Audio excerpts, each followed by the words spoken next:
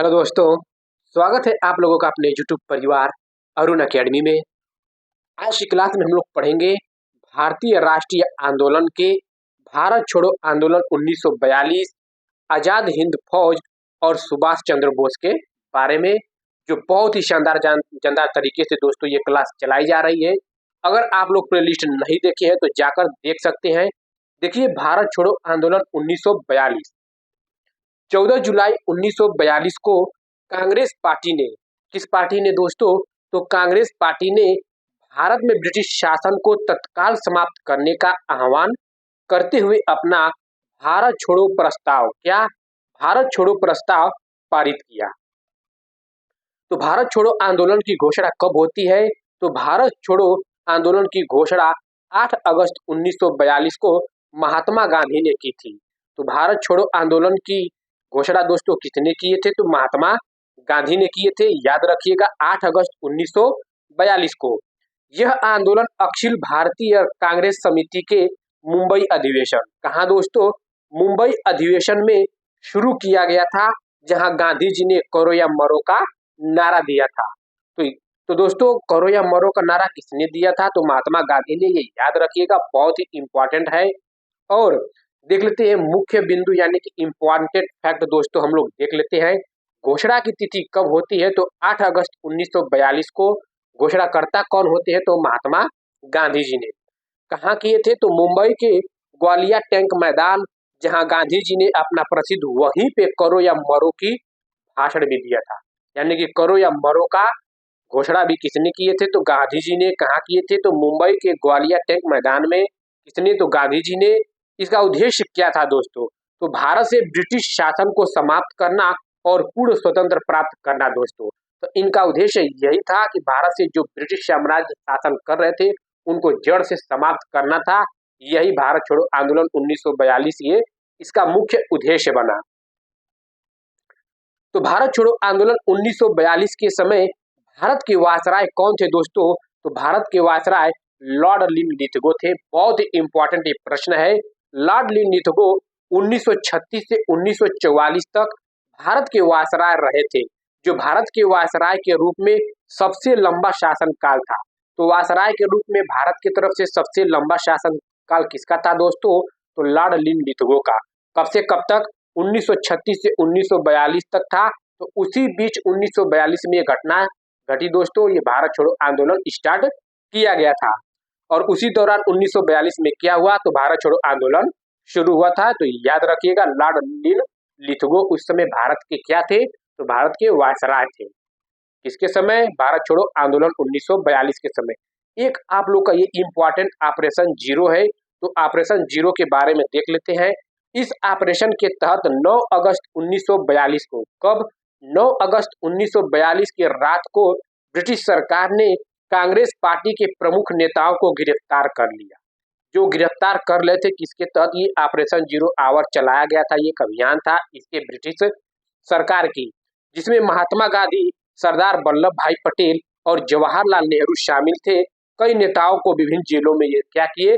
बंद कर दिए। किसके तहत? तो ऑपरेशन जीरो आवर के तहत।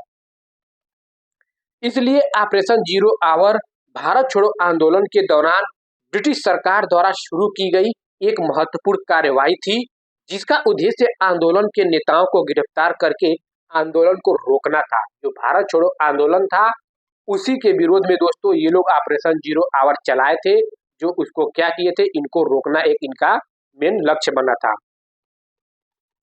इस आंदोलन को यानी कि भारत छोड़ो आंदोलन 1942 को अगस्त क्रांति के नाम से भी संबोधित किया जाता है।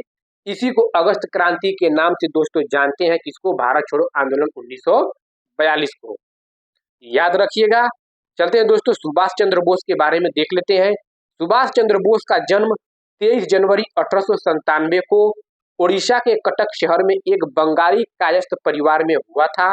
उनके पिता का नाम जानकी नाथ बोस और माँ का नाम क्या था? तो प्रभावती था। तो याद रखिएगा, ये डायरेक्ट क्वेश्चन इनके पिता का नाम, इनके माता का नाम पूछ सकता है यूपी ट्रिपल एससी पेट के एग्जामों में। तो वे भारत के एक प्रमुख क्या थे? राष्ट्रवादी थे। कौन? सुभाष चंद्र बोस, जिन्होंने ब्रिटिश शासन के दौरान यानी कि विरोध में महत्वपूर्ण भूमिका निभाई और आजाद हिंद फौज की स्थापना की। आगे दोस्तों आजाद हिंद फौज के बारे में पूरी डिटेल हम लोग पढ़ेंगे। तो आजाद हिंद फौज की स्थापना किसने की है? तो सुभाष चंद्र बोस जी ने। 1920 में क्या होता है कि इंडियन सिविल सर्विस की परीक्षा पास करते हुए चौथा स्थान हासिल किए थे। किसने? सुभाष चंद्र बोस ने।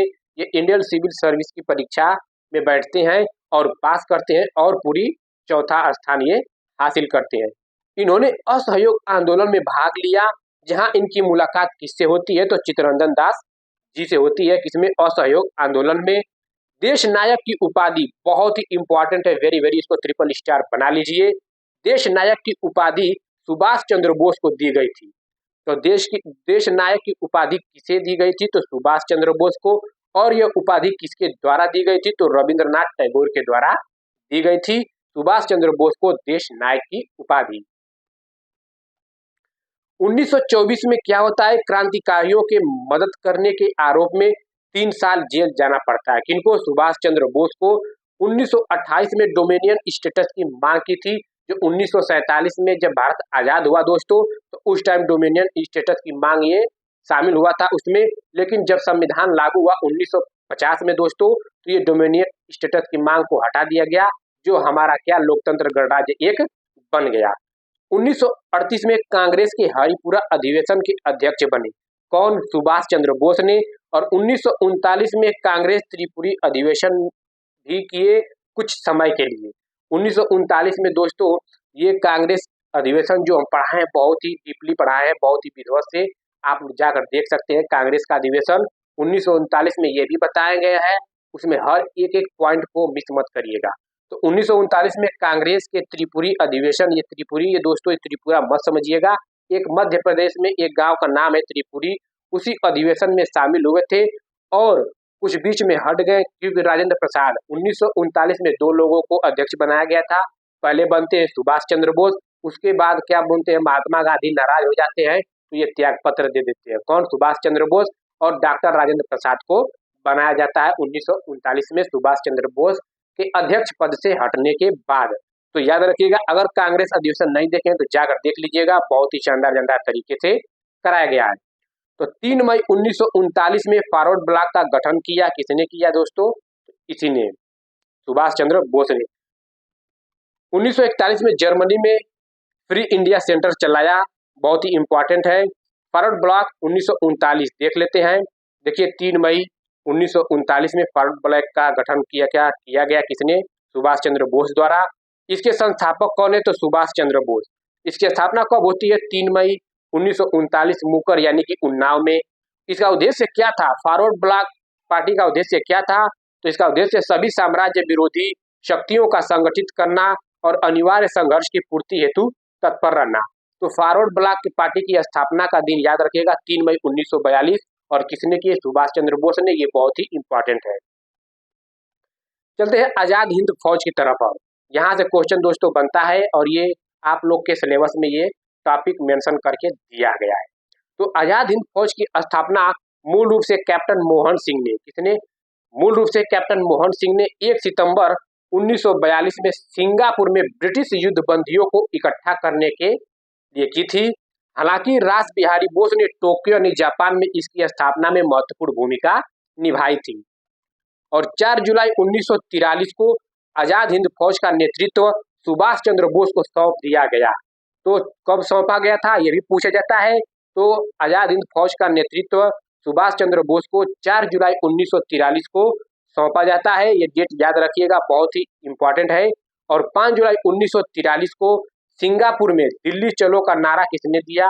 तो सुभाष चंद्र बोस ने। करो या मरो का नारा गांधी जी ने दिए, और दिल्ली चलो का नारा किसने दिए? सुभाष चंद्र बोस ने। लड़के बहुत लोग कंफ्यूजन हो जाते हैं, दिल्ली चलो का नारा, करो या मरो का नारा गांधी जी को मार देते हैं।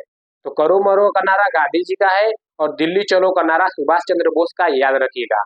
और 21 अक्टूबर 1943 को, कब? 21 अक्टूबर 1943 को सुभाष चंद्र बोस ने सिंगापुर में स्वतंत्र भारत की अस्थायी सरकार का गठन किया, जिसका मुख्यालय रंगून था। कब किए? तो 21 अक्टूबर 1943, ये डेट याद रखिएगा। 6 जुलाई, क्या दोस्तों? 6 जुलाई 1944 को आजाद हिंद फौज के रेडियो के एक प्रसारण में महात्मा गांधी को राष्ट्रपिता कहते हुए बोस जी ने संबोधित किया। तो याद रखिएगा, राष्ट्रपिता किसने कहा था? सुभाष चंद्र बोस ने। सुभाष चंद्र बोस ने राष्ट्रपिता किसे कहे थे? तो किसको कहे थे? तो महात्मा गांधी को। किसके माध्यम से? तो एक रेडियो के प्रसारण के माध्यम से दोस्तों। कब? 6 जुलाई 1944 को। देखिए दोस्तों, तुम मुझे खून दो मैं तुम्हें आजादी दूंगा का प्रसिद्ध नारा नेताजी सुभाष चंद्र बोस ने दिया था। तो तुम मुझे खून दो मैं तुम्हें आजादी दूंगा का प्रसिद्ध नारा किसका है दोस्तों? तो ये सुभाष चंद्र बोस जी का है। यह नारा 1944 में बर्मा में आजाद हिंद फौज के सदस्यों के समकक्ष दिए थे दोस्तों। ये देखिए 18 अगस्त 1945 को फार्मोसा द्वीप यानी कि ताइपे के पास हुए हवाई दुर्घटना में बोस जी की मृत्यु हो गई और ये रहस्यमय बन गई। ये रहस्यमय, उसके बाद अथेंटिक कोई जानकारी नहीं मिली इनकी मृत्यु के बाद दोस्तों। आई होप दोस्तों आप लोग को ये वीडियो अच्छा लगा हो। अगर अच्छा लगा हो तो चैनल को लाइक, सब्सक्राइब, शेयर, कमेंट कर दीजिए, जिससे हमें भी मोटिवेट मिलता रहे दोस्तों। ठीक है दोस्तों, आप लोग का बहुत बहुत धन्यवाद।